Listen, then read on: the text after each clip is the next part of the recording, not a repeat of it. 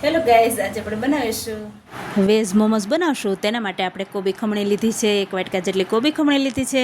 ત્યાર પછી આપણે ગાજરના ટુકડા કરી લેવાના છે. 2 ગાજર લીધા છે મીડિયમ સાઇઝના, તેને પણ ઝીણા ઝીણા ટુકડામાં કટ કરી લીધું છે. તે 1 વાટકી જેટલું છે.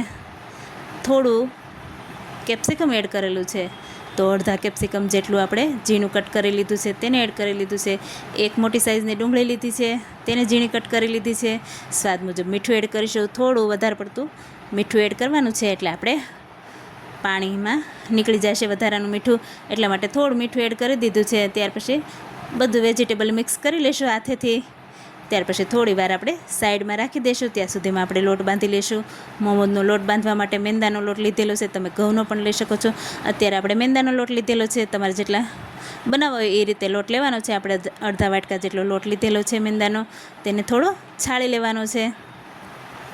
તેમાં થોડું એવું મીઠું એડ કરીશું. મીઠું ન નાખો તો પણ ચાલે, અત્યારે આપણે થોડું મીઠું એડ કરેલું છે. અને નોર્મલ પાણીથી આપણે લોટ બાંધી લેવાનો છે. લોટ થોડો કઠણ રાખવાનો છે, નોર્મલ રોટલી જેટલો નથી રાખવાનો, થોડો એના કરતાં વધારે કઠણ રાખીશું અને ઢાંકીને રહેવા દઈશું 10 મિનિટ. ત્યાર પછી આપણે ચટણીની પ્રોસેસ કરીશું. 2 ટમેટાં લીધા છે, તેને 4 ભાગમાં કટ કરી લીધા છે. 8-10 લસણની કળી લીધી છે. 1 આદુનો ટુકડો લીધો છે.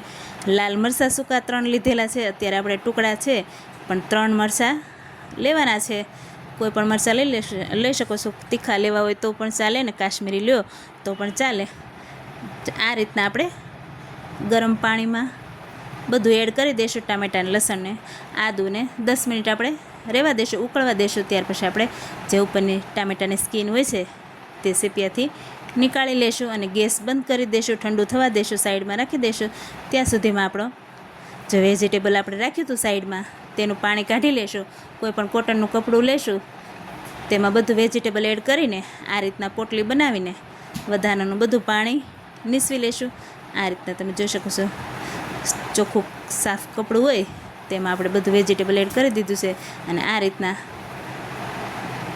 એકદમ સરસ એવું પાણી કાઢી લેવાનું છે વધારાનું, અને એકદમ ડ્રાય જેવું વેજીટેબલ આપણને મળી રહેશે.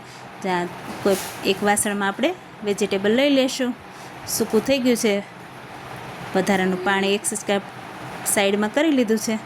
તમે જોઈ શકો છો સરસ એવું વેજીટેબલ છૂટું છૂટું થઈ ગયું છે. તેમાં ઝીણા કટ કરેલા લીલા ધાણા એડ કરેલા છે. આદુ, લસણ અને મરચાંની પેસ્ટ એડ કરેલી છે. તે આપણે રેડી થઈ ગયું છે. ત્યાં સુધીમાં આપણે જે લોટ બાંધેલો છે તેને થોડું તેલ નાખીને મસળી લઈશું. આ રીતના આપણે મસળાઈ જાય ત્યાર પછી લોયા પાડી લઈશું. બધાને થોડા થોડા નાની સાઇઝમાં આપણે લોયા રેડી કરી લઈશું.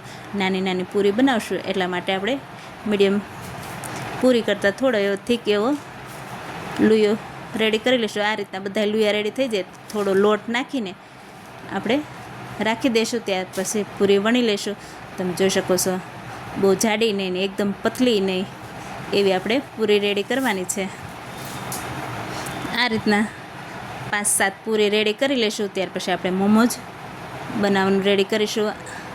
તમે જોઈ શકો છો, એકદમ પતલી નથી પૂરી થતી, અને આપણે જે ઘઉંના લોટની પૂરી કરીએ એના કરતાં એકદમ પતલી એવી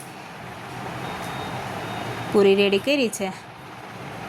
અને મસાલો 1 ચમચી જેટલો તમારે નાખવો એ રીતના તમે 1 ચમચી 1.5 ચમચી જેટલો મસાલો એડ કરીને, વેજીટેબલ આપણું એડ કરીને આ રીતના તમે અંગૂઠાથી પ્રેસ કરતા જશો અને ચીપટી લેતા જશો. એટલે નોર્મલ પહેલી વાર બનાવતા હોય તો પણ આવડે એવા સિમ્પલ મોમોઝ રેડી થઈ જાય છે.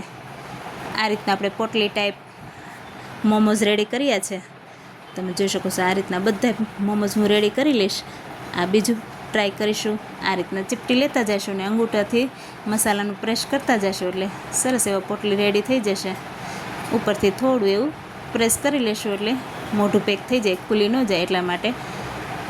આ રીતના બધા મોમોઝ રેડી થઈ જાય ત્યાર પછી આપણે એક ઢોકળિયામાં પાણી મૂકીશું. તમે જોઈ શકો છો, આ રીતના આપણે ઢોકળિયામાં નીચે પાણી રાખી દીધું છે, ઉપર કાણાવાળી ડીશ રાખી દીધી છે, અને બટર પેપર એડ કરી દીધું છે. ઉપર થોડું તેલથી ગ્રીસ કરી લેવાનું છે, બટરથી પણ તમે ગ્રીસ કરી શકો છો. આ રીતના આપણે થોડું તેલ કે બટર લગાવી લેવાનું છે. ત્યાર પછી આપણે મોમોઝ રાખી દઈશું. બધા જે બનાવ્યા છે તે થોડે ગેપ રાખીને મોમોઝ રાખીશું, બે ચોટી ન જાય એટલા માટે થોડો ગેપ રાખીશું. આ રીતના બધા મોમોઝ રાખી દીધા છે. ત્યાર પછી ઉપરથી બટર થોડું લગાવીશું. બટર લગાવવાથી જે આપણે મોમોઝ હોય તે કડક નથી થતા, સોફ્ટ એકદમ રહે છે. એટલા માટે થોડું બટર લગાવી દેવાનું છે. બટર ન હોય તો તેલ પણ લગાવી શકો છો. આ રીતના આપણે ચટણી જે બાફીને ટામેટાની રાખી લીધું તો ઠંડુ થઈ ગયું છે. ત્યાર પછી મિક્સર જારમાં આપણે એડ કરી દીધી છે ચટણી કરવા માટે. તમે જોઈ શકો છો કેટલી સરસ એવી ચટણી રેડી થઈ ગઈ છે. તેને એક તપેલીમાં લઈ લીધી છે. તેમાં થોડું મીઠું એડ કરેલું છે, 1 ચમચી ખાંડ એડ કરેલી છે, વિનેગર 1 ચમચી વિનેગર એડ કરેલું છે, પીઝા સિઝલિંગ 1 ચમચી જેટલું નાખેલું છે. બધું સરસ એવું મિક્સ કરી લેશું. થોડી વાર હલાવી લેશું. 9 સેકા જેવું ગરમ હતું એટલે ખાંડને બધું ઓગળી જશે સરસ એવું. આ રીતના બધું મિક્સ થઈ જાય એટલે આપણી ચટણી રેડી છે. ત્યાં સુધીમાં આપણા 10 મિનિટ થઈ ગઈ છે. ત્યાં સુધીમાં આપણા મોમોઝ રેડી થઈ ગયા છે બફાઈને. તમે જોઈ શકો છો નીચે કોઈ મોમોઝ ચોટતા નથી. આ રીતના બટર પેપર લગાવવાથી સરસ એવા આવી જાય છે મોમોઝ, આપણે ક્યાંય પણ ચોટતા નથી. આ રીતના તમે બધા મોમોઝ એક સર્વિંગ પ્લેટમાં લઈ લીધા છે.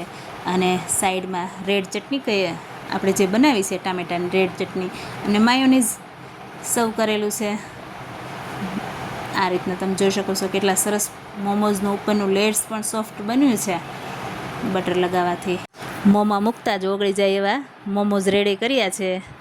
જો તમને મારા વિડીયો ગમતા હોય તો લાઇક, શેર અને સબસ્ક્રાઈબ કરજો અને આ રીતના જરૂર ટ્રાય કરજો. Thank you.